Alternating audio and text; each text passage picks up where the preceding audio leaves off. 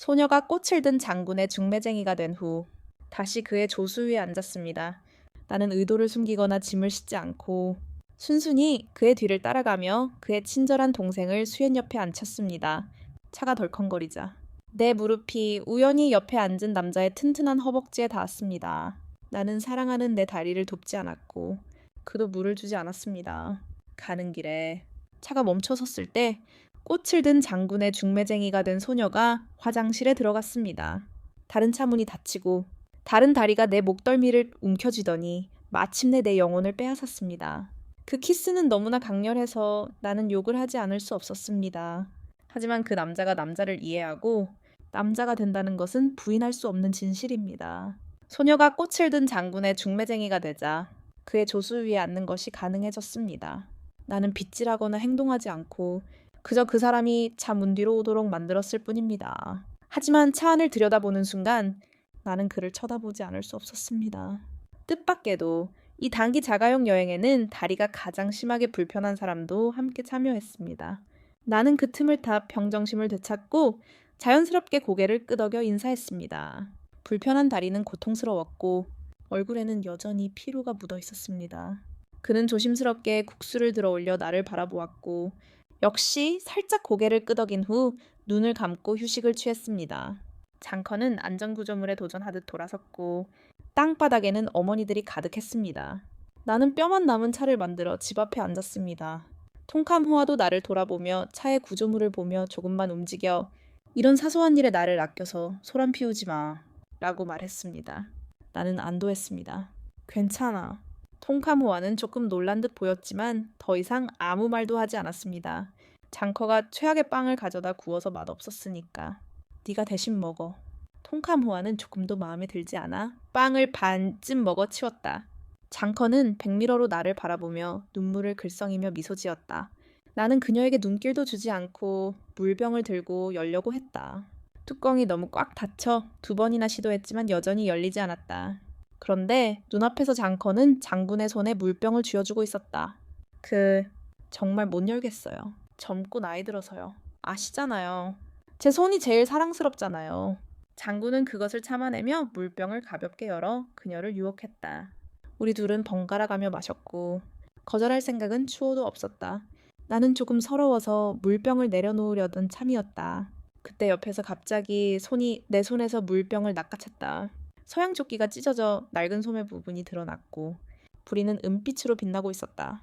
마치 그가 손에서 물병을 뺏어가는 것 같았다. 그 손은 정말 아름다웠고 뼈까지 드러나 있었고 길고 깔끔했다. 차창으로 들어오는 빛 속에서 손가락 하나하나에 옷관이 가득했다. 물속에서 나는 말을 멈추었다. 남자의 발이 물병을 열어 내게 건네주었다. 노란 차선에 음악 선생님이 정시에 오셔서 나는 황급히 받아들고는 감사 인사를 했다. 수연 옆에 앉은 사람은 고개를 끄덕이다가 눈을 감고 자리에 앉았다. 아마도 그는 밤 예배를 마치고 막 자리에서 일어난 듯했다. 그의 눈은 여전히 피로로 붉어 있었다. 나는 천천히 물을 마시고 잠시 잠이 들었다. 차는 젊었고 큰 길로 들어서기로 결심했다. 단카는 곧 생일을 맞이할 예정이었다. 둥캄호와는 특별한 사람이었고 나는 일정이 짧고 직접 꾸민 생일 축하 여행이었다.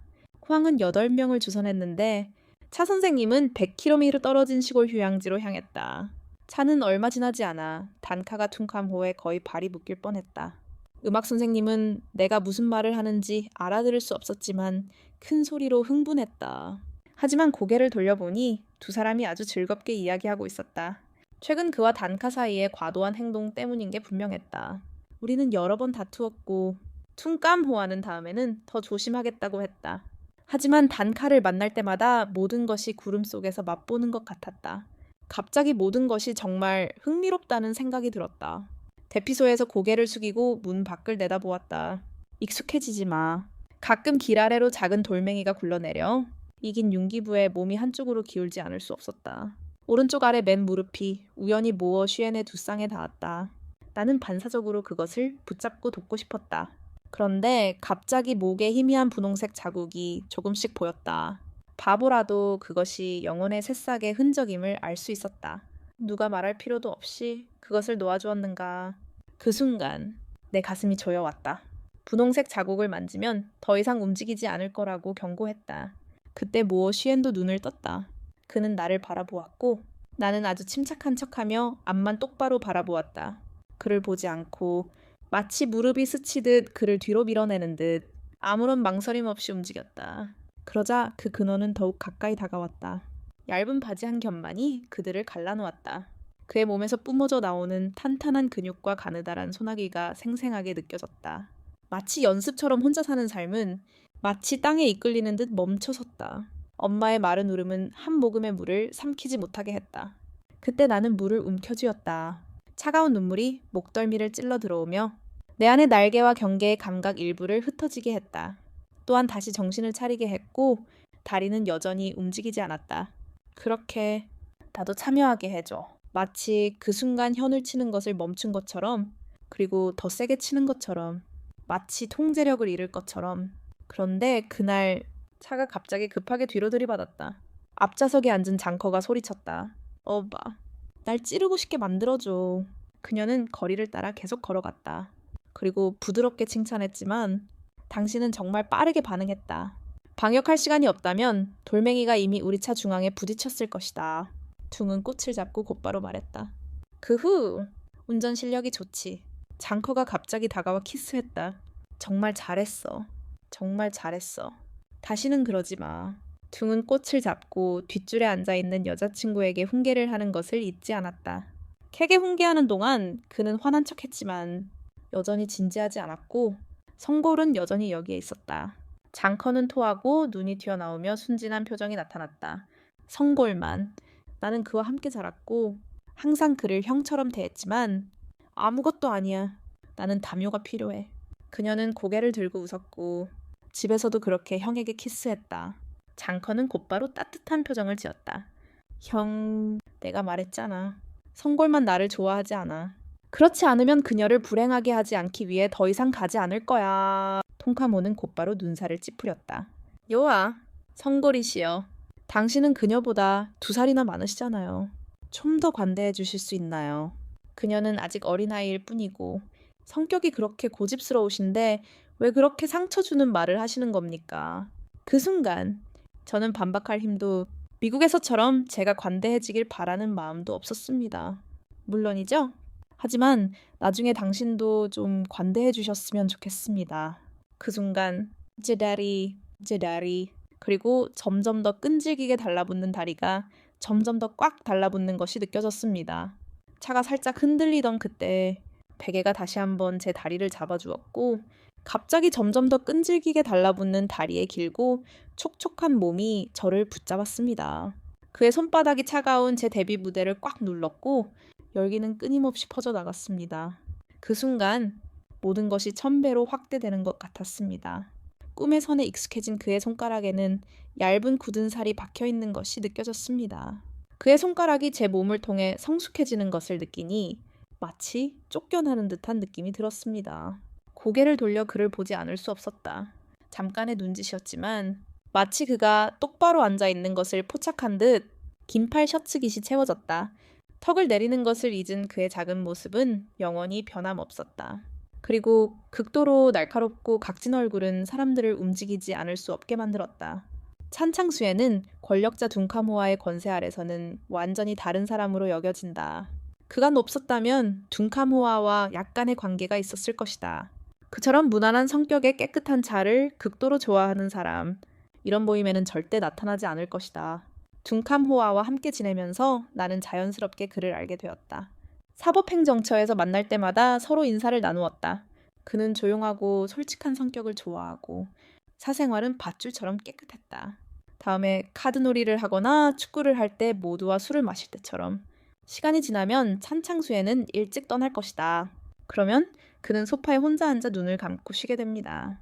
제 사촌은 정말 좋은 사람이고 먼지 속에 갇히지 않았습니다. 그를 보지 마세요. 그는 이미 27살이고 여자의 집에는 한 번도 손을 대본 적이 없습니다. 이 망울이 훨씬 낫습니다. 10번 중 3-4번은 올 것입니다. 몇 년 전만 해도 그의 프레이어 얼굴을 보고 싶어하는 것이 천국에 가는 것보다 더 힘들었습니다. 사실 대학 때 저는 그의 바로 옆에 있었고 멀리서 그를 여러 번 보았습니다. 하지만 제 마음속에서 잔창수에는 많은 어린 소녀들이 꿈꾸던 꿈과 같았습니다. 그는 키가 크고 만질 수 없는 남자였고 찬창수엔과 저는 연락처가 많지 않았습니다. 댄스를 신고하는데 문제가 있어 병원에 갔을 때 몇 번만 우연히 그의 번호로 가입했습니다. 그 당시 저는 매우 수줍음이 많았습니다. 하지만 트란창수에는 매우 전문적이었습니다. 그래서 저는 더 편안했습니다. 내 마음은 매우 차분했다. 트란창수에는 외과 의사였고 많은 복잡한 상황을 보았다. 내가 아름다운 아기를 가졌거나 완벽한 몸을 가졌다고 해도 그의 눈에 나는 별 차이가 없는 평범한 몸일 뿐이었다. 그러나 그가 나를 진찰했을 때 나는 여전히 눈을 꼭 감았고 얼굴은 붉어졌다. 떠날 때 내가 잘못 보았는지 모르겠다. 아니면 그때 장군이 너무 흥분했기 때문일 수도 있다. 트란창수엔의 손이 약간 붉어지는 소리가 들렸다. 그는 앞에 서비스 구역에서 화장실에 가고 싶다고 말했다. 투엔의 손이 갑자기 나를 혼란 속에서 끌어냈다. 나는 약간 놀라서 조금 움직이려고 했다. 그러나 트란창수엔의 손가락이 더 세게 움켜쥐었다. 내 망상은 꽤 좋았고 나는 움직임을 줄이지 않았다. 차가 멈추고 단칸은 즉시 장군을 따라 화장실로 들어갔다. 장군은 약간 주저하다가 돌아서서 나를 바라보았다. 찬창수엔의 그림자가 짙게 드리워져 있었고 그녀는 잠들어 있었다. 통창수에는 가볍게 무리를 지탱하려는 듯했다. 그러니 나는 단카와 잠깐 같이 가고 오늘 돌아올게. 찬창수엔이 대답했고 차문이 열렸다가 닫혔다. 문이 점점 멀어졌는데 조심하지 않아서 찍혔다. 단스와 찬창수엔이 갑자기 내 다리를 잡아당겼다. 중매쟁이는 조금 다치지 않았고 나는 고개를 숙여 감히 그를 쳐다보지 못했다. 주스를 가져오라. 혼란을 분산시키려고 마시려고 했지만 그가 주스를 가져갔다. 찬물을 너무 많이 마시지 마라. 그의 모든 말을 잊었지만 여기 있다. 가솔린을 어디서 구해야 할지 모르겠다. 나는 앉아서 그를 쳐다보는 것을 멈출 수 있었다. 의사의 진짜 서명은 그저 평범했다. 그 후로는 좀 지나쳤다. 나는 그의 말을 듣고 마시고 밀고 밀었지만 여전히 거기에 없었다. 넌 밀어붙이는 것 이상인데 아직 거기 없어. 지금도 없어. 입술을 삐죽 내밀고는 살짝 멈췄다. 다시 확인해야 할까? 의사가 말했다. 차창 너머로 그리 멀지 않은 곳이었다. 장커는 평화를 유지하는 데 어려움을 겪고 있었다. 두 사람은 거리도 없이 서로 바싹 붙어 있었다. 평화는 갑자기 그녀의 뺨을 꼬집고 그의 머리에서 떨어져 나갔다. 그들은 달콤하고 애착이 깊은 연인과 다를 바 없었다. 나는 고통 속에서만 느낄 수 있었다. 분노와 증오가 발작적으로 터져나와 갈 곳도 없이 사방으로 달려갔다. 왜인지는 모르겠지만 나는 갑자기 경희의 손을 잡았다. 아니면 경희가 이제 자신의 책임을 다하고 나를 확인할 수 있을지도 모른다. 경희의 손이 내 힘에 닿으려 할 때 그는 나보다 한 걸음 더 빨랐다. 그의 길고 강한 손이 내 등을 잡았다. 아주 작은 힘으로도 내 온몸이 그에게로 끌려왔다. 그 사람이 변했고 그는 나를 보려고 눈을 내리깔았다. 나는 그의 눈을 마주하기 위해 고개를 멈춰야 했다. 여기서 흔들어줘. 흔들어줘. 깜빡했니? 나는 그를 똑바로 바라보며 물러서지 않았다. 채널 의사가 몸이 좋지 않다는 것을 알면서도 그렇게 무책임하게 서 있었던 걸까? 내 말이 끝나기도 전에 그는 갑자기 안경을 벗고 고개를 숙였다. 그 야생소녀는 전에 그의 방에서 풍겼던 특유의 깨끗한 향기를 은은하게 풍겼다. 벽에 섞인 따뜻한 액체 냄새는 나를 정말 화나게 했다. 그는 나를 완전히 덮었고 나는 무의식적으로 눈을 떴다. 반사적으로 그를 밀어내고 싶었다. 하지만 그의 손은 더욱 꽉 조여졌다. 나는 쉰 비명을 질렀지만 그가 입을 열자 그는 더 깊이, 더 완전히 파고들려 했다. 목이 점점 메마르고 머리가 어지러웠으며 다리는 힘이 빠지고 온몸이 이슬이 사라진 듯 아팠다. 움직일 힘조차 없었다. 그의 다리가 나를 꽉 붙잡았고 꽃은 점점 더 깊어져서 나는 혀의 움직임만 느낄 수 있었다. 언제인지는 모르겠지만 그의 손은 셔츠의 주름을 꽉 움켜쥐고 있었다. 전화벨이 울렸고 모두 뭉쳐 있었다. 눈을 떴는데 둘 다 생리적인 눈물이었다. 갑자기 멈춘 장면이었다. 나는 멈춰섰다. 마치 또 다른 키스를, 더 많은 키스를 기도하는 듯 꿈결처럼 그를 바라보았다. 그는 부드럽고 천천히 미소 지으며 내 눈에서 눈물을 닦아주었다. 서두르지 마. 이슬을 바꿔. 즐겨. 나는 꿈결처럼 그를 바라보았다. 의식은 아직 완전히 풀리지 않았다. 그는 고개를 숙여 살짝 붉어진 내 입술에 부드럽게 입을 맞췄다. 그는 가볍게 나를 어루만졌다. 그의 목소리는 낮았고 그의 목소리는 손에 금가루를 묻힌 듯했다. 아직 30개의 번호가 남았어. 도착하면 알려줄게. 내 손에서 갑자기 소리가 났다. 어쩌면 이미 이마가 반쯤 기억날 정도로 키스를 받았을지도 모른다. 더 뜨거웠다. 믿을 수 없었다. 믿을 수 없었다. 그런 곳이 내 입에서 더 많이 나올 수 있을 것 같았다. 내 재능은 내 날개가 붉고 엉덩이까지 뜨거웠다고 확신했다. 그를 밀어내려 했지만 혼란스러울수록 손목에 가볍게 키스했다. 그들이 돌아서자 나는 몸을 움직여 멈춰서서 차창 밖을 내다보았다. 동찬호아와 단카가 웃으며 차 쪽으로 걸어오고 있었다. 나는 재빨리 그가 내 입술에 닿도록 내버려 두었다. 다리를 당겨 수화를 하려고 애쓰며 차 안에서 아직 자는 척했다. 마치 눈을 감은 듯 입술에 닿는 감촉에 잠이 깼다. 작은 화장 거울을 꺼내 들여다보았다. 입술은 뼈가 붉게 물들 때까지 키스를 받았고 립스틱도 옅게 발랐다. 하지만 정상이 아니었다. 나는 더욱 혼란스러워졌다. 모든 게 그 때문이었다. 내 입술은 온통 뼈투성이었다. 그는 의자에 기대더니 얼마 지나지 않아 나를 올려다보며 어떤 곳을 가리켰다. 그럼 누구를 확신해야 할까? 나는 반사적으로 그를 쳐다보다가 눈을 떴다. 너 어떻게 그렇게 무서운 반응을 보일 수 있지? 통찬호아가 등산을 무서워하고 몸을 가리지 않는 사람이라고 하지 않았나? 응웬 당스웡, 너도 평범한 남자야. 깐수엔이 안경을 쓰자 손가락이 부드럽게 안경을 밀어 올렸다. 눈빛만 차가웠을 뿐 의사의 모습이 돌아왔다. 하지만 그 대비가 나를 설레게 했다. 누가 면화꽃을 정복하고 싶지 않겠는가? 언제나 먼지 하나 없이 싱그럽게 보이는 남자를 보고 싶지 않겠는가? 나 때문에 그는 통제력을 잃고 몸을 휘둘러 미쳐버렸고 누가 나 때문에 그를 더럽히고 싶지 않겠는가? 꽃과 여자를 차 근처로 밀자 깐수에는 어디서부터 시작해야 할지 몰라. 작은 가위를 꺼내 키스하고 내게 건넸다. 열어봐. 나인 척하지 마. 왜 나 아니야? 나는 이런 타입이 제일 좋다. 이런 데서 얻는 게 하나도 없다. 직업 A에 종사하는 버릇이 있어서 나는 한마디 중얼거렸고 더 이상 아무 말도 하지 않았다. 꼭 너와 결혼할 거야. 하지만 가위는 이미 쩐깐 수엔이 차 트렁크에 던져 넣은 후였다. 차 문이 열리자 가가 벌떡 일어나 나를 쳐다봤다. 탄수엉, 입술 왜 그래? 나는 얼굴을 굳히고 트렁크를 가리켰다. 그는 몇 번이나 키스를 했지만 나무는 너무 뼈만 남았다. 장카는 통깐 호아를 보고 곧바로 웃었다. 이봐, 저기 봐. 누군지 모르면 탄수엉이 입술이 뼈만 남도록 키스했다고 생각할 거야.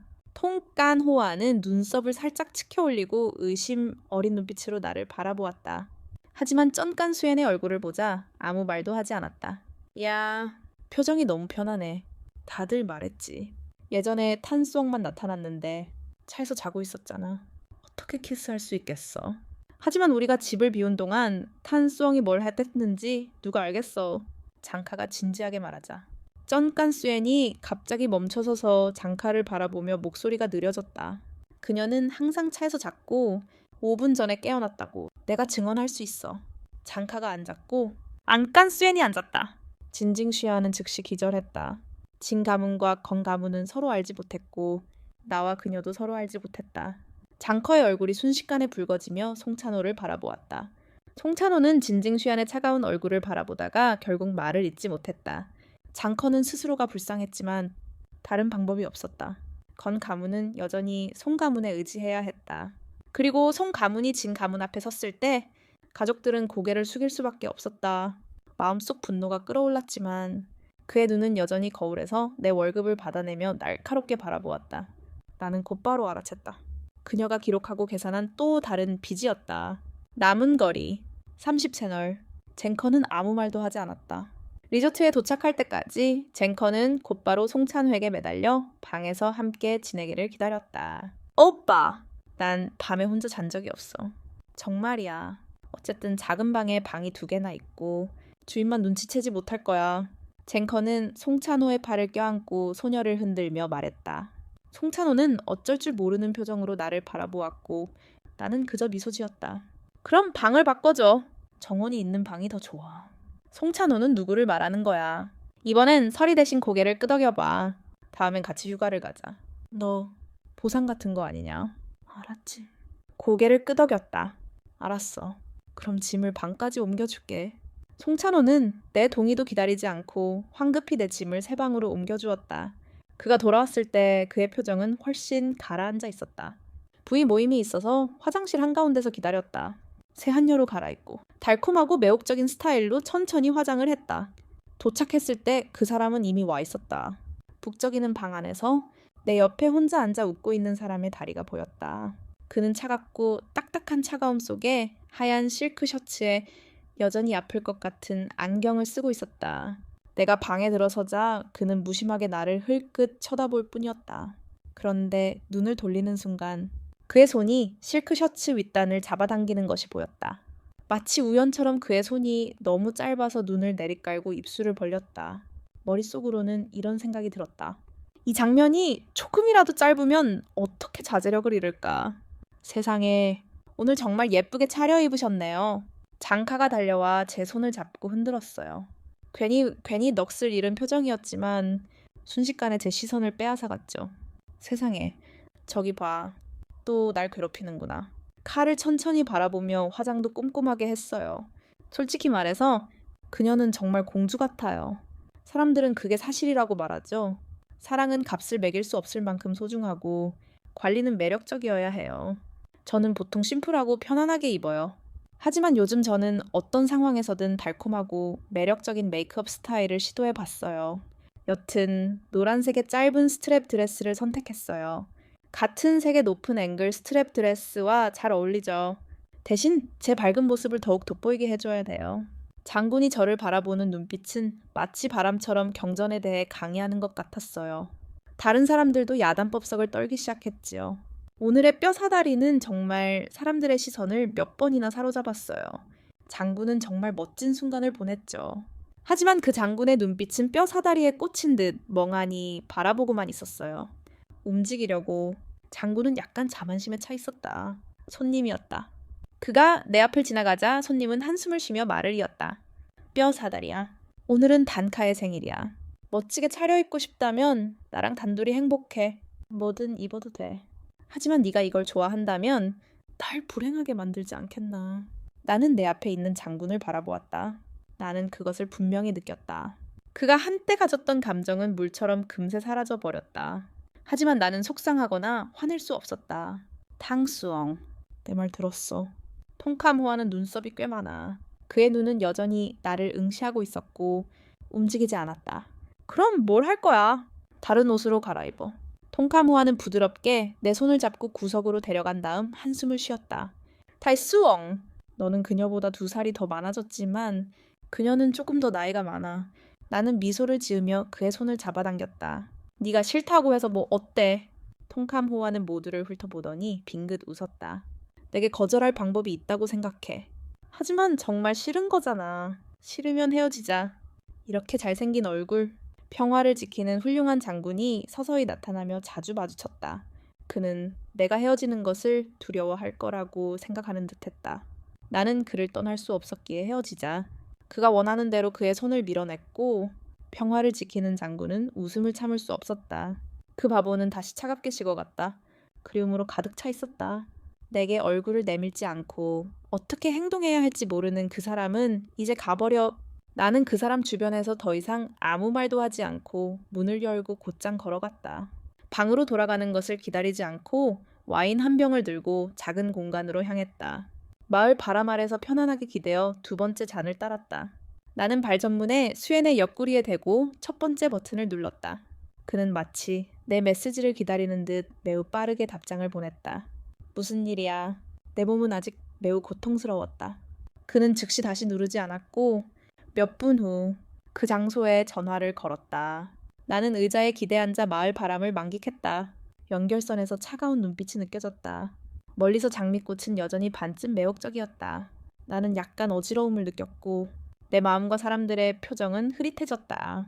하지만 정베이스엔의 목소리는 매우 바람에 실려 있었다. 응구엔 탕수엉. 당신은 머리맡에 있습니다. 당신에게 키스할 때는 탕수엉이라고 하고 살아있는 사람에게 키스할 때는 탕은 구엔 탕수엉으로 바꿉니다. 찬 선생님의 목소리가 너무 빨리 바뀌어서 수화기 너머의 사람은 몇 마디 동안 침묵했다. 그때 손님의 목소리가 들렸다. 이번에는 그가 내 이름을 불렀는데 그의 목소리에는 따스함이 묻어났다. 타이수엉, 당신은 머리맡에 있습니다. 정원에 있습니다. 잔 선생님, 여기로 오시겠습니까? 참베이수에는 나를 그의 방으로 데려갔지만 그는 우리와 같은 건물에 산다. 하지만 깊숙한 곳에 있는 다른 집에서 잠시 멈춰섰다. 길을 돌아서서 나는 그에게 다른 사람들에게 들키는 게 두렵지 않냐고 호기심 어린 눈으로 물었다. 참베이수엔이 내 손을 잡았다. 성은 도자기 타일 사이를 지날 때 조심조심 움직였다.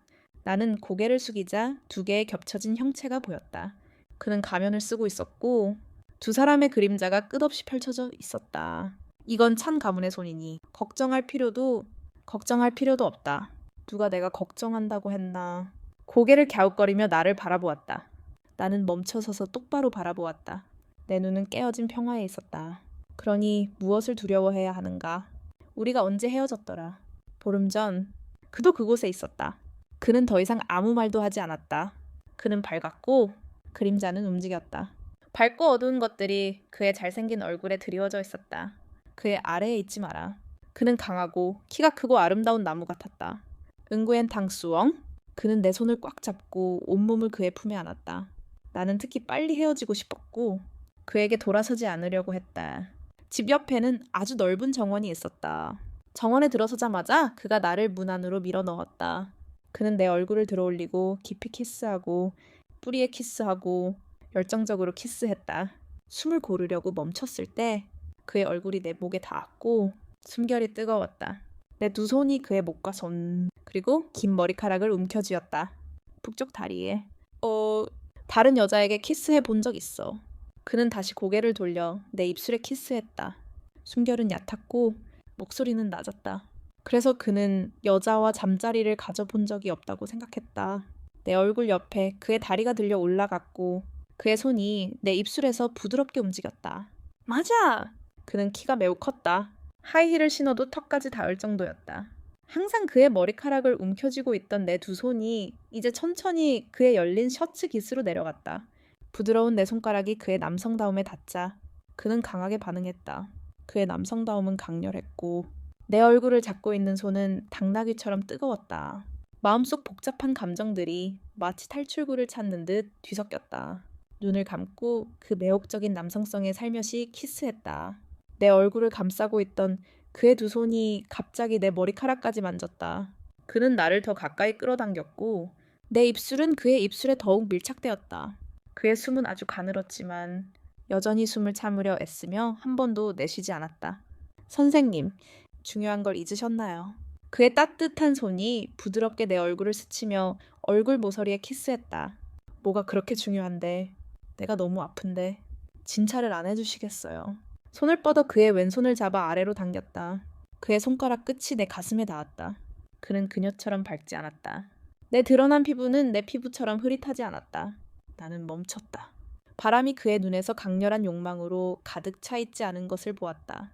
그리고 나는 그의 손을 잡고 천천히 힘을 주었다. 선생님, 이제 시작해도 될까요? 그의 손바닥은 이미 꽉 쥐어져 있었다. 내 피부는 그의 열기에 뒤덮일 것 같았다. 그의 목젖이 가운데에서 움직이며 그의 눈은 나를 바라보고 있었다. 내 안에 강렬한 욕망이 가득 차 있지는 않았다. 그의 눈빛에 담긴 이해는 나를 질식시키고 싶어 하는 듯 했다. 우리는 너무 가까이 있었다. 바람이 바뀌고 그의 몸에 반응하는 게 느껴졌다. 그는 마치 당나귀 같았다. 머리가 어지럽고 눈은 초점이 흐려질 정도로 나를 그리워했다. 하지만 나는 그의 인내심과 자제력을 과소평가한 듯 멈춰섰다. 그는 억지로라도 손을 떼려고 했다. 나는 사납게 그를 바라보며 혼란과 상처가 뒤섞인 눈빛을 보냈다. 여기서는 안 돼. 그는 할아버지를 팔로 감싸 안고 고개를 숙이며 가볍게 입을 맞추었다. 하지만 첫 번째 사람은 돌 욕조에 들어가야 했다. 그렇지 않으면 깨끗하지 않고 몸에 좋지 않을 것이다. 나는 너무 흥분해서 차가운 바람과 발에 닿는 눈빛마저 부드러워졌다. 이 다른 그 누구도 유혹을 피할 수 없었다. 신발을 갈아 신으려고 문에 들어섰을 때 나는 허리를 굽힐 틈도 없이 줄 건너편 사람이 이미 새 슬리퍼를 신고 한 발을 내딛고 있었다. 외과 의사의 능숙하기로 이름난 손길이 내 발목의 반창고를 만지작거리고 있었다. 가볍게 한 번 당기면 충분할 텐데 그는 서툴게도 2번이나 당겼다. 그의 손이 부드러운 슬리퍼 안에 조심스럽게 놓인 내 발목을 잡았다. 아래로 내려오자 셔츠가 침입을 막는 그의 역할을 알 수 있었다. 셔츠는 곧게 뻗어 바지 허리에 딱 달라붙어 가느다란 허리를 드러냈다. 아마도 그 움직임 때문이었겠지만 나는 안고 있는 듯한 느낌과 다른 느낌을 동시에 느꼈다. 그가 일어섰을 때 나는 문득 위에서 그의 할아버지가 키스하는 모습을 보았다. 문 앞에서 우리는 욕실까지 키스했다. 수도꼭지에서 물이 흘러내리기 시작했을 때 그의 셔츠가 내 쪽으로 끌려왔다. 내 어깨에 기대어 있던 순간도 곧 행복했지만 내 옆에 다리가 나를 벽에 밀어붙이고 열정적으로 선을 따라 키스했다. 김이 지독하게 욕실 전체를 뒤덮었고 그는 마치 나에게 사다리 전체에 키스하려는 듯 멈췄다. 마치 마지막 순간에 내 손에 잡혀 나를 세게 잡아당겼다. 그는 내 관자놀이에 달라붙은 젖은 머리카락을 한쪽으로 쓸어 넘겼다. 내 손을 잡은 그의 손가락은 꽉 쥐었고 목소리는 단호했으며 숨결은 뜨거웠다. 방으로 돌아가. 여기가 아니면 나를 불편하게 만들 것이다. 옷을 입고 수엔 옆에 같은 학교는 뻣뻣하고 마른 출산을 유발합니다. 하지만 예기치 않게 문이 열리자 그는 완벽한 몸매를 가지고 있습니다. 그는 복근이 80개입니다. 저는 그렇게 고강도의 작업을 참을 수 없습니다. 그는 시간을 들여 연습합니다. 하지만 결국 이것은 저에게 큰 이익이기도 합니다. 나는 그것을 좋아하고 놓지 않고 오랫동안 그를 만졌습니다. 좋아하든 싫어하든 붉은 데에서 길을 결정했고 수엔 옆의 다리는 여전히 내게 묻는 것을 잊지 않았습니다. 물론 나는 그것을 좋아합니다. 복근이 있는 남자를 누가 싫어하겠습니까? 물론 나는 그것을 좋아합니다. 나는 그를 다시 강하게 만지고 물을 마십니다. 그러면 지금부터는 모두 당신의 것입니다. 나는 대답하지 않고 그의 의식도 점점 시들어집니다. 내가 아직 학교에 다닐 때 수엔 옆의 다리만큼 완벽한 열혈 선배가 들어왔습니다. 나는 그것에 대해 생각할 겨를도 없었습니다. 내가 부족하다고 생각하는 것은 내 마음 깊은 곳에 숨겨진 황소로 가득 차 있습니다. 지금처럼, 네, 그것은 내 손 안에 있습니다. 하지만 그를 완전히 이해할 수 있다는 것이 이렇게 행운이라는 게 아직도 믿기지 않습니다. 노래 가사처럼 누가 사랑으로 후지산을 재산으로 만들 수 있겠습니까? 구덩이는 사나워요. 나와 가난한 사람들은 꽃을 들고 있고 해결되지 않은 감정적 빚더미도 있습니다. 나처럼. 하지만 더 이상 이런 것들을 생각할 마음이 없습니다. 찐 벤수엔의 비가 내 입술을 눌렀기 때문입니다. 그는 내 손에 손을 넣어 나를 눕힙니다. 지금 이 순간 감히 내 얼굴을 볼 수가 없습니다. 삶의 빛 속에서 내 얼굴은 분명히 벌거벗고 통제불능입니다. 넓은 침실 구석에는 검은 하인 한 명만이 빛나며 서 있습니다. 장구가 상자를 잡아당기고 물방울을 기울입니다. 녹색 거문고의 그림자처럼 나는 그의 안에 누워 거의 하나가 됩니다. 창밖 나무의 꽃들은 밤에 시들어버립니다. 흑백으로 쪼아대는 닭들 안에는 몇 개의 밝은 붉은색이 점점이 박혀 있습니다. 창문 안쪽에도 비슷한 공간이 있었다. 마치 서명을 보듯 내 옆구리에 드러난 손자국이 보였다. 외과 의사의 손은 믿을 수 없을 만큼 강력했다. 그의 두 손이 내 허리를 꽉 움켜쥐던 순간이 떠올랐다. 심장이 쿵쾅거리고 얼굴도 붉어졌다. 나와 저쪽 사이의 첫 만남이었다. 아니, 오히려 그 순간이 더 빠르게 열렸다. 그는 몸을 숙여 젖은 내 밥을 향해 부드럽게 말했다. 물 마실래? 나는 바닥에 엎드려 사과했다. 더 이상 대답할 힘이 없었다. 그는 물을 가져왔지만 나는 여전히 혼자 마시고 싶지 않았다. 그는 말을 바꿔 내게 물을 끼얹어 주었다. 그는 나를 팔에 안고 한 잔을 다 마시도록 도와주고 또 다시 물을 사왔다. 저쪽은 물잔을 내려놓으며 미소를 지으며 좋아. 다 내 거야. 라고 말했다. 그가 돌아섰을 때 나는 깨달았다. 이 남자는 깨끗한 모습은 하나도 남아있지 않았지만 에너지가 넘쳤다. 두 번째 만남은 오래도록 지속되었다. 그리고 저는 찐간수엔처럼 똑똑한 사람은 무엇이든 배우는 속도가 정말 빠르다는 것을 분명히 느꼈습니다. 그는 제 모든 규칙, 약점, 그리고 예민함을 쉽게 통제했습니다. 순식간에 저는 제 자신을 통제할 수 없는 지경까지 이끌렸습니다.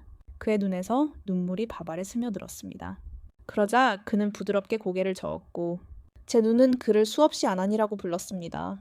마침내 시인이 묘사했듯이 강은 태양을 가리고 사는 비로 뒤덮였습니다. 저는 시간과 공간을 완전히 정했습니다. 다음날 아침 눈을 떴을 때 이미 아침이었고 찐간수에는 더 이상 방에 없었습니다. 목이 마르고 갈증이 나서 물을 마시려고 일어섰습니다.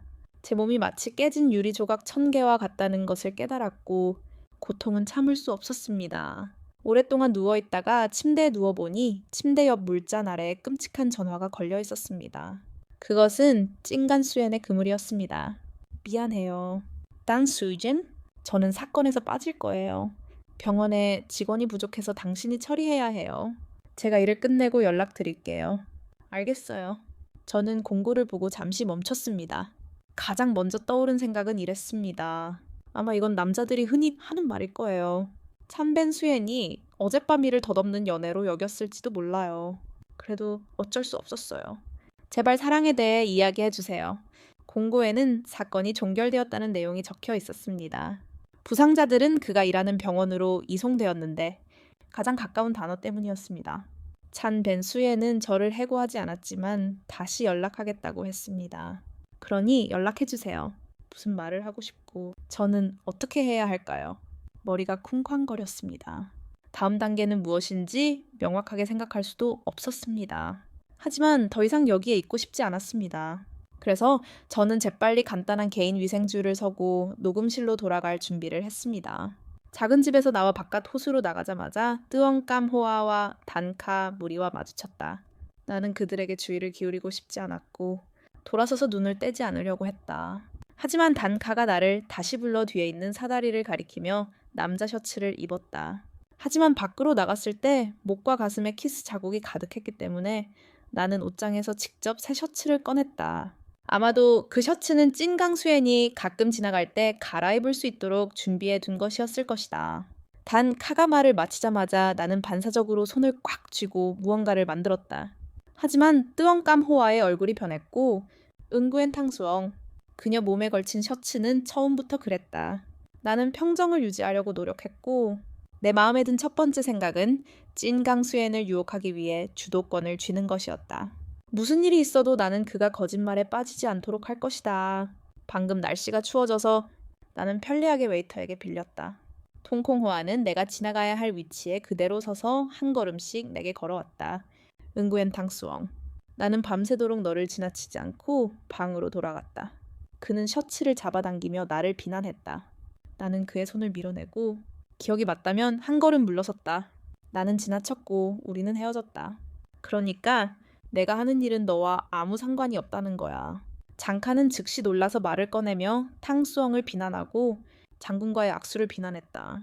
나는 무표정한 얼굴로 그녀를 바라보았다. 맞아. 악수를 비난하고 있었다. 너희가 뭐가 그렇게 웃기니? 너희들은 무리지어. 무슨 말이야. 장카는 즉시 앞장서서 내 동생과의 악수를 비난했다. 너가 뭐가 그렇게 웃기니? 나를 악어처럼 대하는구나. 형님, 그녀를 돌보지 않니? 그녀가 내가 3인칭이라고 떠드는 게 뭐가 문제야. 통콩호아는 가볍게 손을 흔들며 그녀를 커튼 뒤로 끌어당겨 쫓아냈다. 그는 이 어수선한 상황에 분노가 가득한 눈으로 나를 바라보았다. 몇 번이나 말해야 할까? 너와 지엔카는 형제나 다름없어. 아무것도 없어. 지엔카도 까다롭고 탕수엉을 비난한다. 모두가 너처럼 순수한 의도를 가진 건 아니니까. 남과 누 사이에는 순수한 우정이 있을 수 있다. 응구엔 탕수엉. 네가 이런 일들 때문에 람무엉을 구한다면 결국 아무것도 아닐지도 몰라. 나는 람무엉이 아니야. 그저 계속하고 싶지 않을 뿐이야. 게다가 내가 너무 많이 말했잖아. 우리는 서로 비난했어. 아이를 끌고 가고 싶지 않아. 어쩌면 가장 고통스러울지도 몰라. 수엔콩 도이히엔이라는 이름은 언급하지 않았지만 양심이 있는 사람은 나를 3번째로 끌어들이지 않을 거야. 그렇지 않으면 아마 지금도 씻으러 내려가지 못할 거야. 교아, 그럼 바람이라고 해. 고기방으로 돌아가지 않을 거야. 나는 아무렇지 않게 말했다. 몇몇 사람들처럼 친구를 만나 술 한잔 하자. 잠깐 이야기하자. 꼼짝 말고 그냥 마시고 이야기나 하자. 너랑 무슨 상관이야. 나는 아무렇지 않게 내 머리카락을 쓰다듬었다. 가난하지만 평화로운 사람들이 있잖아. 그의 시선은 내 목에 감춰진 키스에 멈춰섰고 그의 목소리는 즉시 높아졌다. 여기. 나는 그의 모든 관절을 만지려고 손을 뻗었다. 응웬 탕슝. 너 누군가에게 불타고 있잖아. 아니면 뭐 어때? 어떻게 생각해? 내 생각대로 사실이라 해도 그 말은 어때? 둘이와 누는 여전히 순수한 우정을 유지하고 있어. 몇 번 전화하는 건 너무 가까워서야. 말을 마치고 나는 단카를 바라보았다. 그녀 정말이라고 생각해. 하지만 단칸은 얼굴을 붉혔지만 아무 말도 할 수 없었다. 그녀는 통감 호아의 손을 잡아당기며 얼굴을 찡그렸다. 감 호아는 그녀에게 전혀 신경 쓰지 않았고 그의 시선은 내 목에 감춰진 키스에 멈춰섰다. 너무 화가 난 것 같았다. 응웬 탕수엉. 난 어떤 남자랑 술 마시러 갔었어. 분명히 말해야겠어. 네가 능력이 있으면 가서 마셔. 난 평범한 사람들이야. 내 앞에서 비켜줄 수 있어. 너랑 있고 싶어. 아마 내 지나친 솔직함이 통가 친척들의 마음을 자극했을 거야. 듣고 있니? 하지만 난 그를 매우 어려운 상황에서 만났어. 응웬 탕수엉. 후회하지 마. 누구랑 썸 탔는지 나에게 알리지 마. 후회하는 자는 배신자라고 대답했어. 방으로 돌아가 샤워를 하고 편안한 옷으로 갈아입은 후 짐을 싸서 온천 리조트를 바로 나갔어. 구옌. 돌아오지 마. 아버지가 몇 번이나 불렀어. 난 알아채지 못했고 잠시 후 형이 먼저 나한테 탓을 돌렸어.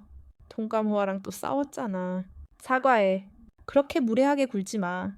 통가족과 거래를 협상하고 있는데 큰일 날 것 같지 않아. 가슴이 조여오는 것 같았고 더 이상 견딜 수가 없었어. 난 그를 사랑했을 뿐이지. 몸을 팔려고 한 게 아니었어. 이제 헤어졌으니 돌아갈 수 없어. 응웬 당수엉. 다 큰 어른이잖아. 이렇게 우울한 가족을 지탱할 수 없다면 부모님께 응웬 가족에서 쫓아내라고 할 거야. 그럴 필요 없어. 학교를 졸업한 후로 나는 완전히 독립적이 되었어. 어머니도 응웬 가족의 모든 것은 나와 아무 상관이 없고 모든 것은 두 형의 소유라고 하셨어. 가족은 부동산이 엄청 많은데 나한테는 6천만 동짜리 평범한 아파트 한 채만 줬어. 나머지는 다 형들 명의로 되어 있어. 응웬 가족의 사업이든 응웬 가족의 미래든 그게 나와 무슨 상관이야. 밋밋하다고 아무 말도 안 하고 대답도 못했다. 집에 돌아온 후 하루 종일 집을 나섰다. 그런 가족과 마주친 사람은 기쁨도 슬픔도 없는 감정을 온전히 간직할 수 없다. 우울한 기분에 밤에 잠을 이루지 못했다. 머리가 무너질 듯 아팠고 기어 다닐 수밖에 없었다. 틈틈이 술을 마셨다. 술 때문일까? 아니면 새로운 마음 상태 때문일까? 갑상선 통증이 다시 심해졌다. 술을 마셔도 소용없었고 통증은 더 심해졌다. 병원에 가서 진찰을 받아보려고 했다. 이미 다른 의사와 침대 옆에서 진찰을 받기로 약속을 잡아놓았다. 어쨌든 지금 내 몸과 삶은 엉망이었다. 어떻게 그를 마주해야 할지 정말 알 수 없었다. 잠시 홀에서 기다리고 있는데 갑자기 간호사가 나를 불렀다. 따라가 보니 침대 옆 진료실로 옮겨져 있었다. 반사적으로 돌아서서 나가려던 순간 침대 옆에서 다시 나를 불렀다. 그는 이틀 동안 쉴 새 없이 일한 것 같았다. 눈은 충혈되었고 얼굴은 피곤했으며 돌 냄새가 났다. 그는 미소 지었고 손은 떨리고 있었다. 그의 진지함은 손과 엉덩이 사이에 있었다. 나는 그의 길고 강한 손가락 사이로 어린 용을 바라보았다. 그가 꿈을 꾸기 시작했음에도 불구하고 내 마음속에는 그날 밤 그 손이 내 몸을 얼마나 뒤흔들었는지, 내가 누구에게도 만지도록 허락하지 않았던 것들을 그들이 어떻게 발견했는지, 그리고 그들이 나를 얼마나 행복하게 만들어서 하인처럼 사는데 익숙해졌는지에 대한 이미지가 떠올랐다. 나는 정말 무너진 것 같았고 그 압박감은 불순한 생각들이었다. 가장 고통스러운 곳은 뷰라인이었고 그 장면의 장면은 씻겨 나갔고 그 장면은 흔들리고 로초 군중이 내 앞에 다가왔다. 미안해. 요즘 너무 바빠서 바로 연락할 수 없었어. 나는 그를 멍하니 바라보았다. 겨우 3일밖에 지나지 않았는데 그가 더 귀찮아졌음에도 불구하고 그는 항상 그렇게 거칠었고 바람은 그를 돌볼 시간이 없었다. 나는 견딜 수 없었다. 나는 손을 들어 부드럽게 그를 만졌다. 그 장면의 장면은 내 안 깊숙이 있었다. 그는 내 손을 잡았고 손님들은 내 손바닥에 그것을 쥐고 그를 면도하듯 비웃었다. 하지만 나는 그의 손을 잡아당겨 일어나지 못하게 했다. 농담이었고 그것도 아주 잘생겼다. 누워서 계산해봐. 책에 있는 말을 사용해서 이 다리가 엉덩이보다 낫다면 나는 거기에 두겠어. 나는 눈살을 찌푸렸다. 좋아. 더 이상 그러지 않을 거야. 그렇지 않으면 너에게 키스할 때 아플 거야. 그의 얼굴에 미소가 더 깊어졌고 얼마나 아플지 시험하고 싶어 했다. 여긴 내 사무실이야. 괜찮아. 오늘 너에게 줄게. 아무도 나를 괴롭히지 않을 거야. 사실 병원에 오는 것을 보고 바로 전화하려고 했어. 찬칸 수엔이 내 손에 누워 있었고 그의 눈은 점점 진지해졌다. 태수엉, 정말 미안해. 그날 네가 처음인 줄 몰랐어. 우리는 창문 바로 옆에 아주 가까이 앉았다. 밖에는 향기로운 침대가 있는 것 같았고 멀지 않은 곳에 정원이 있었다. 부드러운 집안 바람이 사랑의 향기를 실어왔다. 방 안은 내 코에 익숙했다. 그의 섬세하고 잘생긴 얼굴에 빛이 스쳤다. 얼굴의 털 하나하나까지 훤히 보였다. 눈 밑의 압력은 며칠간의 쉴 새 없는 노동의 결과였을까. 눈꼬치에 살짝 옅은 갈색 반점이 있었다. 그는 물 부족 시절 내가 남몰래 동경하던 키가 크고 훤칠한 남자였다. 갑자기 마음이 쓰라릴 때마다 그들이 내뱉는 말이 많았다.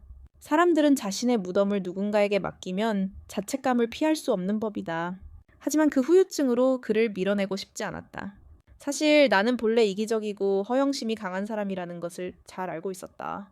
탐욕스럽고 파렴치한 친척들이 어머니와 관리들을 계속 빨아먹는 것을 원치 않았던 것처럼 그저 이 땅의 모든 친척들이 더 이상 병들지 않기를 바랐다. 지금처럼 온 세상이 그 알몸이 내 것이라는 것을 알게 되기를 바랐다. 하지만 지금은 말할 수 없었다. 쩐깐 스웬 같은 사람은 깨끗하고 정직해서 더러운 사람이나 물건을 그에게 소개하고 싶지 않았다. 순간 그의 뻔뻔스러움이 떠올라 그를 바라보며 미소 지었다. 왜 이 일을 책임지려고 하느냐? 여보, 쩐깐 스웬은 웃지 않고 매우 진지하게 대답했다. 네, 진지하게 생각하지 마세요. 쩐 선생님, 당신이 저에게 이런 짓을 한 겁니다. 나는 천천히 그의 손바닥에서 손을 뗐다. 우리 둘 다 어른이에요. 우리 둘 다 어른이에요. 우리는 각자의 행동에 책임을 질 수 있어요. 이럴 필요 없어요. 쩐 선생님, 탄수엉, 쩐 선생님, 지금 너무 아파요. 먼저 놓아주시겠어요. 쩐 깐수에는 잠시 침묵한 채 나를 바라보더니 곧바로 비태수엔이라는 직업에 들어갔다. 그는 나를 주에 깊게 진찰한 후 어떤 종류의 약을 처방해 주었는지 설명했다. 하지만 먼저 열 치료를 받으세요. 뜨거운 밖과 비는 훨씬 더 잘 견디는 데 도움이 될 거예요. 나는 고개를 끄덕이고 일어나 나가려고 했지만 그는 이미 깨끗한 흰색 셔츠를 꺼내 나를 데려가고 있었다. 학교가 덥고 비가 가까이 올 때 나는 여전히 부끄러움을 느낀다. 아니면 눈을 감고 간호사에게 집중할 수 있을까? 장갑에 있는 트란찬 수엔의 고통. 나는 당신이 충분히 전문적이지 않다고 의심한다. 나는 말문이 막혀 결국 침묵했지만 그의 손끝이 닿자마자 나는 즉시 얼굴이 붉어졌다. 트란찬 수엔의 기술은 정말 훌륭하다. 나는 너무 유혹을 느껴서 잠들 수 없다. 거의 끝났을 때 나는 그가 내 이름을 부르는 것을 들은 것처럼 멈췄지만 너무 피곤해서 울 수 없었다. 그는 나에게 무언가를 말했거나 아니면 아무 말도 하지 않았고 돌아서서 떠났다. 나는 매우 깊이 잠들었고 우연히 그를 찾지 않고 깨어났다. 내가 한마디를 하려고 했을 때 조용히 떠났다. 나는 마스크를 닫혔고 고개를 숙이고 병원 문을 빠르게 나갔다. 1층에 도착하자마자 누군가 내 손목을 움켜쥐었다. 그때 세게 뺨을 맞고 나는 금세 잠에서 깨어났다. 정신을 차려보니 두 남자의 차갑고 화난 얼굴이 보였다. 지금 당장 통영주님을 모시러 갑니다. 저는 안 갈 겁니다. 당신이 결정할 일이 아닙니다. 통영주님은 당신이 겸손하게 허락을 구하면 끝까지 고려해보라고 하셨다. 집안의 사업을 망치고 싶다면 그 사람을 내쫓는 게 가장 빠른 방법이라는 것도 당신도 알고 있을 것이다. 나는 온 힘을 다해 그를 밀어내며 가지 않겠습니다. 라고 말했다. 둘째 형이 다시 나를 공격하려 했지만 큰형이 나를 막았다. 큰형은 나를 밟고 넓은 눈으로 바라보며 매우 감사한 듯 말했다. 안타깝군. 집안이 정말 큰일 났네. 이번에도 망하면 집안이 좌천될 거야. 너도 이 집안의 일원인데. 형은 항상 너에게 못되게 굴었으니 다시 한번 나를 기쁘게 해줄 수 있겠나. 그러니 생각해봤어. 앞으로 사람들이 나를 얕보고 어떻게 대할까. 자네는 여전히 잘 달리고 있고 아름답고 지위도 높고 젊은 주인도 자네를 정말 좋아해서 함부로 대하지 않을 거야. 다이스, 순진하지 마. 통 가문에 시집가고 싶어 하지만 못 가는 사람들이 너무 많아. 나는 꽃을 든 장군에게 돌아가지 않겠다고 말했네. 나는 두 걸음 물러나서 항상 두 형제를 바라보았지. 그렇게 좋은 결혼을 받아줄 형제가 있다면 딸을 팔아버려. 응구엔 타이수. 형제의 의미를 생각하지 않는다면 부모가 준 모든 것을 돌려주고 통 가문과의 모든 관계를 완전히 끊어. 여아, 돌려줄게. 나머지는 내가 보기엔 영향이 없어. 큰형은 형제가 많아. 다이스, 자네는 여전히 잘 달리고 있네. 실수하기는 쉽지. 나중에 결혼하면 어머니 가문의 소중함을 알게 될 거야. 후회하기에는 너무 늦을 때까지 기다리지 마. 웃음이 절로 나네요. 어렸을 때 저는 고통스러웠고 혼란스러웠으며 심지어 자유로워지고 싶다는 생각까지 했습니다. 부모님 세 분께서 왜 두 형제를 그렇게 사랑하셨는지 이해가 안 됩니다. 그런데 부모님은 저에게 그렇게 무관심하셨고 한때는 깊은 회의감에 사로잡히기도 했습니다. 그런데 우연히 제가 응구엔 가족에게 입양된 버려진 아이라는 사실을 알게 되었습니다. 저를 입양한 이유는 단지 공익 결혼을 시키기 위해서였습니다. 도구라고는 믿기지 않을 만큼 진심이 담겨 있었습니다. 저는 그것을 간직한 후 조금씩 제 자신을 지켜냈고 마음속의 골목길을 벗어났습니다. 집과 차를 응구엔 가족에게 돌려드렸습니다. 졸업 후 2년 동안 일하면서 모은 20만 위안을 모두 부모님 세 분께 드렸고 동생 응야 응구엔이 그것을 간직했습니다. 제가 할 수 있는 한 돌려드릴 것입니다. 하지만 저는 제 결혼을 스스로 결정하고 싶습니다. 응구엔 가족을 떠났을 때 온 가족이 매우 불편해했습니다. 그들이 모든 사람의 이름을 보관하는 방식이 싫었습니다. 그리고 손으로 쓴 쪽지. 직접 준 건 아니고 내 얼굴에 꾹꾹 눌러 쓴 쪽지였다. 새 아파트로 이사하며 기운을 차리려 애썼다. 그 사이 창간수에는 여러 번 연락을 했다. 그가 내 건강에 대해 물었을 때 몇 가지 간단한 질문에만 답했다. 만나자고도 했다. 하지만 한참 생각했지만 결국 거절했다. 그를 만나면 자제력을 잃을까봐 두려웠다. 그를 쫓아다니고 키스하고 함께 있고 싶었다. 그를 온전히 내 것으로 만들고 싶었다. 하지만 동시에 모든 것이 덧없는 꿈일 뿐이라는 사실을 알기에 고통스럽게 깨어 있었다. 창간수에는 나를 강요하지도 돌아보지도 않았다. 가끔 그의 개인 페이지를 열어 글을 보기도 했다. 내가 무언가를 할 때면 그는 나를 지켜보고 있었지만 설령 그렇게 한다고 해도 16시쯤 조깅을 하거나 저녁에 조깅을 하는 모습이었다. 나는 마치 변태처럼 느껴졌다. 한 걸음 한 걸음 내디딜 때마다 그는 탐욕스럽게 그를 바라보았다. 내일은 점점 더 어려워졌다. 어렴풋이 짐작했지만 나머지는 뒤에서 꽃을 든 장군이 쉽게 해준 덕분이었다. 하지만 이제는 더 이상 의심할 수 없었다. 날아오를 수밖에 없었다. 월급은 계속 삭감되었지만 압박감이 너무 커서 볼이 실룩거리는 게 느껴졌다. 어느 날 밤 야근을 하고 집으로 돌아와 국경 지역에서 경찰관을 만났다. 그때 수도는 이미 가을이었다. 그는 내가 고용한 하인 아래에 서 있었고 밝은색 관복을 입고 있었다. 겉모습은 신처럼 아름다웠다. 마을 사람의 손 아래에는 담배가 있었다. 그가 담배를 피우는 모습은 아마 처음 본 것 같았다. 나를 보자 그는 곧바로 담배에 불을 붙였다. 나는 그 자리에서 옷을 갈아입지 않았고 차가운 경찰관의 손도 움직였다. 경찰관이 나에게 다가왔다. 그는 조금도 주저하지 않았고 쉽게 거절하지 못하게 했다. 그는 나를 꽉 껴안고 깊은 키스를 했다. 그 키스는 너무 강렬했다. 니코 주석의 쓴맛이 입안 가득 퍼져 마치 사람을 갉아먹는 것 같았다. 반해버렸다. 순식간에 나는 그의 강인한 팔에 불을 붙이고 사랑스러운 눈빛으로 그를 감싸 안았다. 그를 너무 사랑해서 미칠 지경이었다. 그에게 키스하는 것도, 그를 위로하는 것도, 두 번째 황제가 그와 하나가 되도록 위로하는 것도 그리웠다. 우리는 그저 키스하며 계단을 오르기만 했다. 내가 문을 열자 그는 뒤에서 나를 붙잡고 고개를 숙여 내 귀에 입을 맞추었다. 그 키스는 온몸을 너무 부드럽게 만들어 자물쇠가 느껴지지 않았다. 문이 열리자마자 그는 나를 안으로 끌어당겨 두꺼운 옷장에 밀어넣었다. 나는 그의 긴 코트를 잡아당기고 낡은 셔츠를 안으로 끌어당겨 내 손이 그의 탄탄한 복근에 닿았다. 마치 난초가 내 손끝에서 온몸으로 퍼져나가는 것 같았다. 나는 참을 수 없어 작은 울음을 터뜨렸다. 마치 그의 새에게 다시 사로잡힌 듯 입술과 혀가 뒤엉켜 매혹적이어서 거의 주체할 수 없었다. 의사는 여전히 나를 맞이하는 감정에 불꽃을 억누르고 목욕을 하러 갔다. 그는 나를 놓아주었다. 그의 눈은 여전히 숨막힐 듯 답답했다. 매혹적이었다. 나는 재단 가장자리에 있는 이 모습과 가장 닮았다.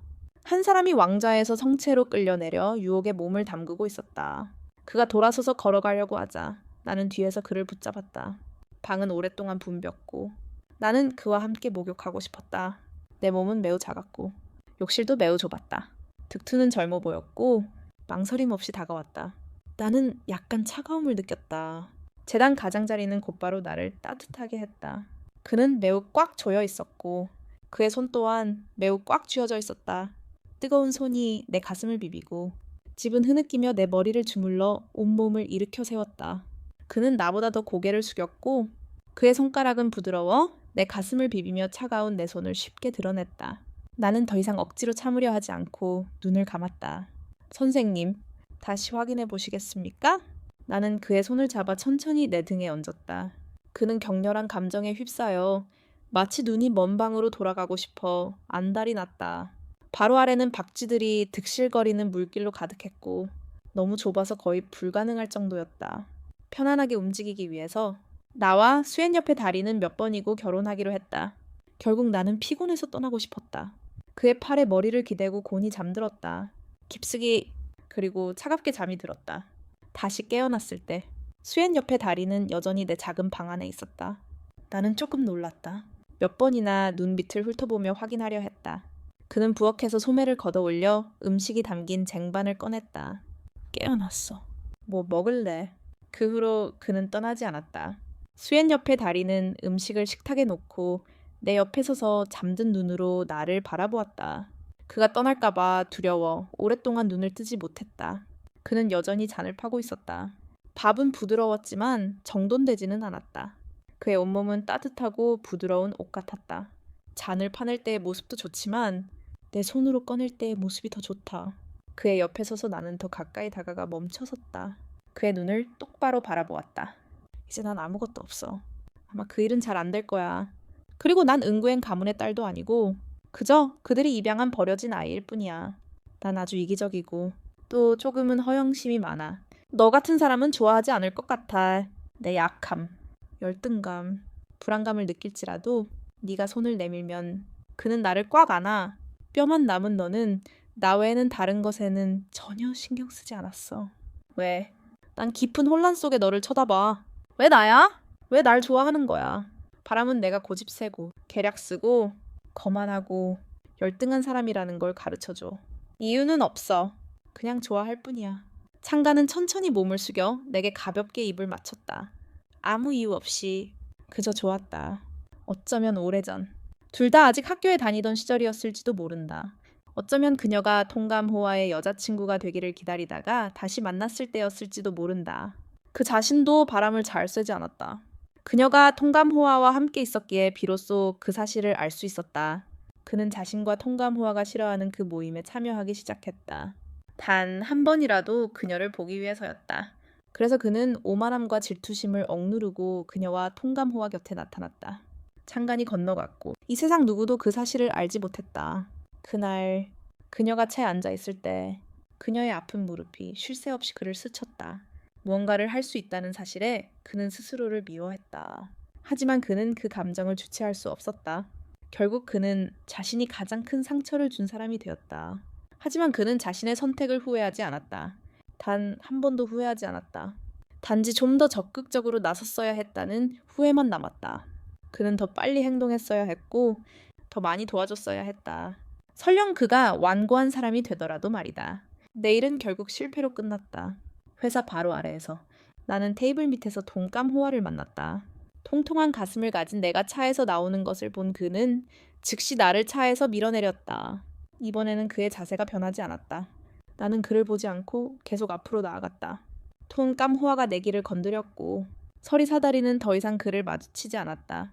그는 너는 아름다운 여잔데 왜 그렇게 열심히 일해야 하니? 라고 말했다. 그는 약속했다. 돌아가자. 우리는 다시는 덴카를 만나지 않을 것이다. 나는 살며시 입을 열고 그를 바라보았다. 사람들은 항상 그런 법이다. 가질 수 없는 것에 집착하게 된다. 이제 그는 다시는 덴카를 만나지 않겠다고 말했다. 사실 둘이 함께한 시간이 너무 길었기 때문이었다. 할 일은 다 했고 점점 지루해졌고 더 이상 적대감은 없었다. 이제 그는 나를 기억해냈다. 나중에 통감호와는 나를 이상하게 보고 내가 늙었다고 생각하고 감동했다. 그는 내 손을 잡으려고 손을 내밀었고 나는 뒤로 물러섰다. 통감호와. 하지만 난 이미 남자친구가 있었어. 통감호와의 얼굴에서 풍기는 향기는 믿을 수 없어. 나중에 언제 남자친구가 생길까? 그가 내 입술에 그것을 보냈을 때 당신은 아직도 흐엉이에서 물속으로 가라앉았던 시간을 기억하나요? 그때 나는 낡은 셔츠를 입고 있었고 그것이 나를 보여주었다. 그리고 톤 깜호아의 얼굴도 즉시 밝고 시원해졌다. 그 셔츠는 그의 것이었고 우리는 밤새도록 함께 술을 마시고 이야기를 기다리며 잠을 잤다. 응구엔탄 프로스트. 화내지 말고 어머니에게로 이끌어라. 나는 머리를 좋아한다. 가볍게 미소 지었다. 너와 덴카는 똑같지 않아. 게다가 그때 우리는 아직 헤어지지 않았어. 똑같지 않아. 넌 그냥 그녀와 놀았을 뿐이야. 네가 그녀를 좋아한다면 나를 위한 자리는 없어. 톤깜호와는 거의 말하며 다음을 지나쳤다. 그래. 아니. 왜냐하면 나는 진지하기 때문이야. 나는 그를 정말 좋아해. 바람이 너를 가르친다고. 화살이 그 남자를 때렸어. 톤은 마치 미친 듯이 평화를 유지한다. 이 세상에서 아무도 감히 그의 것을 빼앗을 수 없다. 나는 거기서 바로 그것을 걷어차겠다. 톤은 평화를 지키려 모든 통제력을 잃었다. 누구를 걷어차려는 거냐? 정베이시안의 낮은 목소리가 그의 뒤에서 울려 퍼졌다. 톤은 마치 장난감이 도움을 받아 일어서서 즐기는 것처럼 평화를 유지했다. 오랜 시간이 흐른 후 그는 사랑스럽게 돌아서라고 상기시켰다. 바람을 바라보니 그의 뒤에 서 있는 사람은 정베이시안이었다. 톤은 온 힘을 다해 도움을 받는 것처럼 평화를 유지했다. 그는 거기에 서서 눈을 크게 뜨고 말을 할 수 없었다. 참베이시안은 검은 코트를 입고 얼굴을 잊은 차에 생각에 잠겼다. 눈물은 차가웠지만 어떻게 말해야 할지 몰랐다. 형? 사건. 참베이시안은 그에게 내 밧줄 상자를 가져가라고 강요했다. 나는 이 한 번만 말했어. 앞으로 실수하지 마. 통감호와는 분개하고 화가 났지만 감히 얼굴을 내밀지 못했다. 결국 그는 여전히 저항할 수 없었습니다. 사건?